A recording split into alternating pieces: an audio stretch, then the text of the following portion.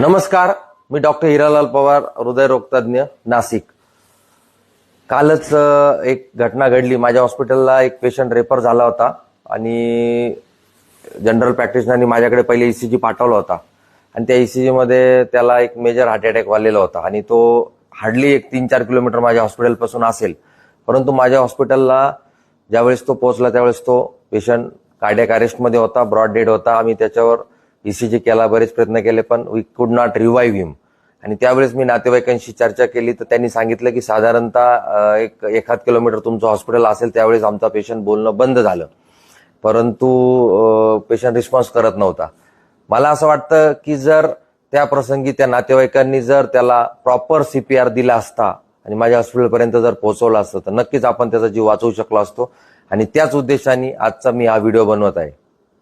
Sudden cardiac arrest म्हणजे जो माणूस आधी नॉर्मल असतो आणि अचानक कोलॅप्स होतो, आणि अशा व्यक्तीला जर आपण योग्य प्रकारे योग्य गाईडलाईन प्रमाणे जर सीपीआर दिला तर नक्कीच आपण त्याचा जीव वाचवण्यात यशस्वी होऊ शकतो. रिसेंटली आपण न्यूज चॅनलमध्ये बघतोय ज्या सेलिब्रिटीज आहे, आता रिसेंटली शेफाली जरीवाला, सिद्धार्थ शुक्ला, म्हणजे असे बरेच जे सेलिब्रिटीज आहे त्यांचे सडन कार्डियक अरेस्टने मृत्यू झाल्याचं आपण बघितलंय. तर त्यावेळेस आपण थोडंसं या बाबतीत जागरूक होतो.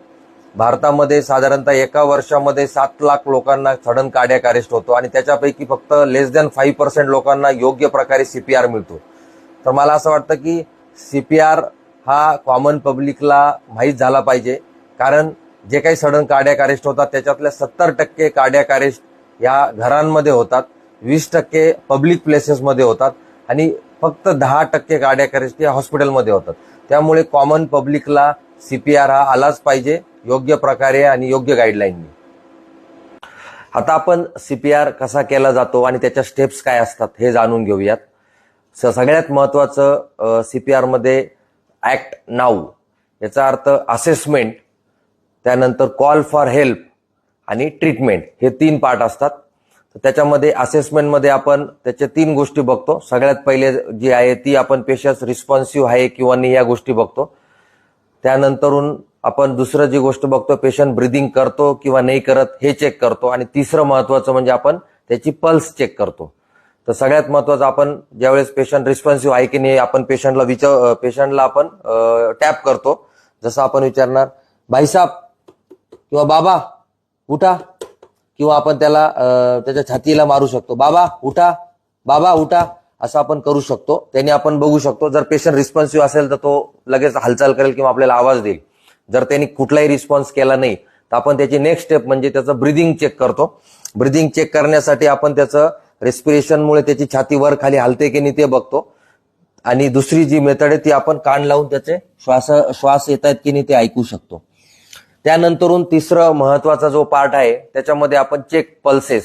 तर आपण त्याच्या पेरिफेरल पल्सेस चेक करू शकतो, ज्या रेडियल आर्टरीच्या पल्सेस असतात, किंवा बऱ्याच वेळेला बीपी लो झाल्यामुळे बऱ्याच वेळेला या पल्सेस इतक्या लागत नाही. अशा वेळेस आपण त्याच्या सेंट्रल पल्सेस, त्याच्यामध्ये कॅरोटिड, तर आपण ही जी इथली थायरॉइडची जागा असते त्याच्या बाजूला जर आपण 2 बोटं गेलो आणि तिथे जर आपण बोट ठेवलं तर आपल्याला तिथे पल्स लागते. आणि सिमिलरली इकडे राईट साईडला, तर याने आपण त्याची पल्स चेक करू शकतो. तर ह्या 3 गोष्टी चेक करणं अत्यंत महत्वाचं आहे आणि हे सगळं स्पीडली व्हायला हवं, त्याच्यात बिलकुल वेळ नको जायला.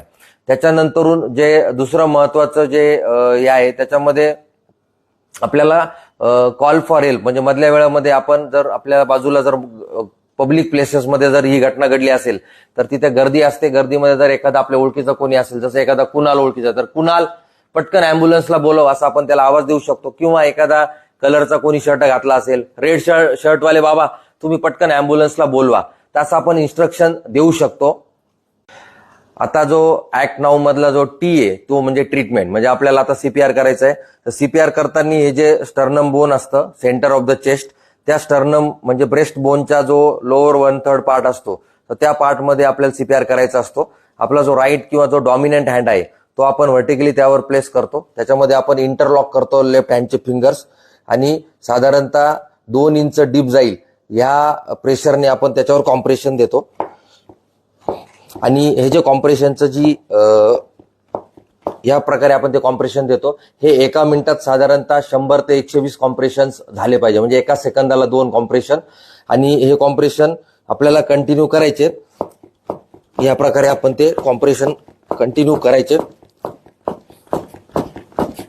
आता या कॉम्प्रेशनमुळे काय होतं की ज्यावेळेस आपण कॉम्प्रेशन देतोय त्यावेळेस हार्टमधनं ब्लड पंप होतंय आणि पेशंटच्या ब्रेन, किडनी आणि वेगवेगळ्या अवयवाला रक्त भेटतं. आणि ज्यावेळेस आपण कॉम्प्रेशन रिलीज करतो त्यावेळेस त्याच्या पायाकडनं, हाताकडनं वगैरे सगळं ब्लड हार्टमध्ये रिफिल होते.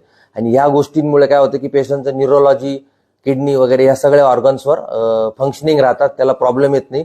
तर हे असं सीपीआर करताना आपल्याला साधारणतः 2 मिनिटानंतर आपण थकू शकतो. तर अशा वेळेस आपण हेल्प म्हणून ज्याला कोणाला सीपीआर येत असेल तर त्याची आपण मदत घेऊ शकतो आणि थोडी रेस्ट घेऊन आपण पुन्हा सीपीआर करू शकतो.